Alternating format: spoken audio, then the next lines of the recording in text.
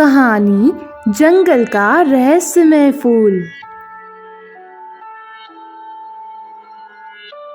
रवि और सिया घने जंगल में भटक गए थे। सिया ने चिंतित होकर कहा, अब क्या करे रवि, रास्ता तो दिख ही नहीं रहा।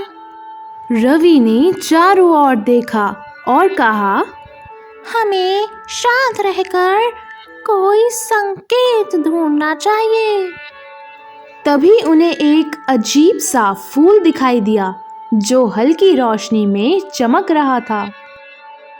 सिया ने हैरानी से कहा, ये फूल बाकी फूलों से अलग क्यों दिख रहा है? रवि ने पास जाकर ध्यान से देखा। इसकी पंखुड़ियों पर कुछ लिखा हुआ है। सिया ने ध्यान से पढ़ा। सही शब्द बोलो, रास्ता पाओ। सिया ने सोचा और कहा, रास्ता? कुछ नहीं हुआ तो रवि ने कहा, घर। अचानक फूल की पंखुड़ियां हिलने लगी और एक दिशा की ओर झुक गईं। रवि ने चौंक कर कहा, यह हमें रास्ता दिखा रहा है। सिया मुस्कुराई। हमें इस दिशा में जाना चाहिए। दोनों फूल की ओर इशारा किए रास्ते पर चलने लगे। जंगल का अंधेरा धीरे धीरे कम होने लगा और सामने एक कच्चा रास्ता दिखा।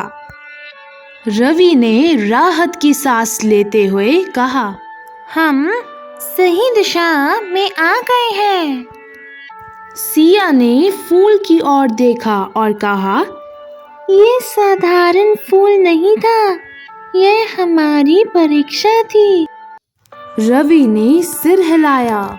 हमें समझदारी और धैर्य से सोचना था। दोनों मुस्कुराते हुए जंगल से बाहर आ गए और गांव की ओर बढ़ने लगे। सिया ने कहा, अब हमें समझ आ गया कि कभी-कभी हल सबसे आसान शब्दों में ही छिपा होता है। सीख, समझदारी और सही शब्द ही हर मुश्किल का हल होते हैं।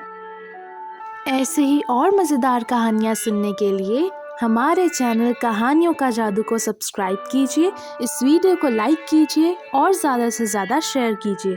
Thanks for watching.